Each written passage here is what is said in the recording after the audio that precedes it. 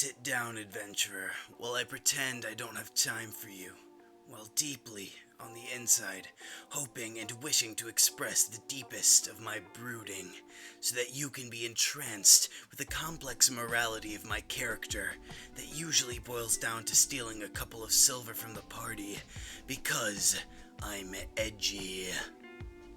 Rogues are one of a couple edgy classes in D&D. Much like I did when discussing clerics, though, I would like to assert that rogues don't have to be edgy.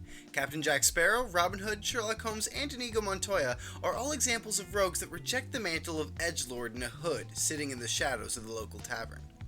Rogues get proficiency with light armor, simple weapons, hand crossbows, longswords, rapiers, short swords, thieves' tools, dexterity and intelligence saves, and 4 skills.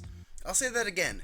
Rogues are proficient in 4 skills of their choice. This solidifies Rogue alongside Bard for classes that act as skill monkeys, using the power of edgy, cool character to be good at just about everything they do.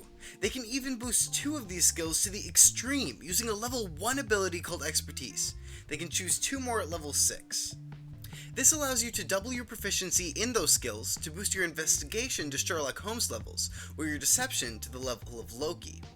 Also, as a side note, I definitely recommend playing a half-elf along with Rogue, because the half-elf gives you so many skills, along with the 4 from Rogue, along with 2 from the background, you'll basically be good at everything. Or you could just do what every other Rogue does and put your expertise into Sleight of Hand and Stealth. Also, you get 2 other abilities at level 1. The first is your own way of communicating, called Thieves' Cant. This allows you to discreetly find and communicate with other rogues or criminals. The second is the rogue's trademark ability, called Sneak Attack. Once per turn, this allows you to deal an extra d6 of damage with a finesse or ranged weapon when you surprise a target or when another enemy of the target is within 5 feet. The damage increases following this table as you level up. The core rogue doesn't get extra attack, so the rogue mainly focuses on dealing massive damage with a precise attack and getting away from dangerous path. This is accomplished through the second level ability, Cunning Action, which allows you to dash, disengage, or hide as a bonus action. These first abilities make Rogue one of the best multi-class dips in the game. If you find that your party is lacking in skills, and it makes sense for your character, definitely multi-class to take a level in Rogue. Speaking of which, if you want a multi-classing guide, make sure to let me know in the comments. If this video has taught you anything so far, I'd like for you to consider subscribing. Only about half the people that watch my videos are subscribed, so please consider it. It's free, and you can always change your mind. Via the transition to Rask, we get back to the Rogue. At level 3, you can choose what subclass you want. You got the Edgelord, Annoying, Sherlock Holmes, Megamind, Inigo Montoya, the Scout, and Arcane Trickster. I couldn't think of any jokes for Arcane Trickster, so maybe it's the most original? Anyway, the Rogue gets a few abilities to help it survive the cruel game of life that is D&D. The first is Uncanny Dodge. As a reaction, the Rogue can half damage from 1 attack against them. Evasion gives you the ability to immediately half the damage of an area of effect spell, like a fireball or a dragon's breath weapon. If you succeed your save, then you take no damage. This helps the incredibly fragile rogue surviving based off of skill and speed rather than their brawn. Up next is my favorite rogue ability. Reliable Talent allows you to immediately take any bad dice roll on an ability check and immediately make it into a 10. This excludes natural ones, so you're not invincible, but at this point your proficiency bonus is +4. Assuming that you did what most rogues do and invested heavily in dex, that's another +4. But that's not all. If you chose to put expertise into the skill, you can double your proficiency bonus. All of this means that if you roll a 2 on stealth, you could just get a 22 for free. The only time that you will ever fail a skill-based situation is if you're up against an incredibly powerful being or you roll a natural 1.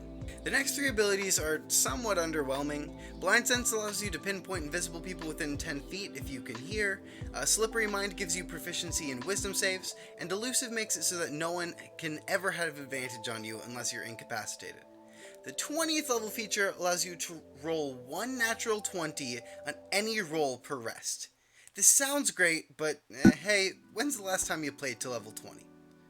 Rogues don't have to be incredibly sneaky, edgy cousin of the fighter.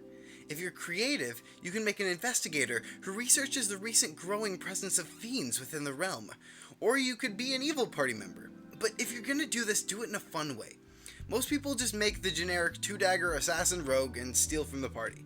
Instead, I would recommend playing a mastermind, playing the long game, and working with the party until the moment that your plan comes to fruition. Also, if you want to do this, just tell your DM.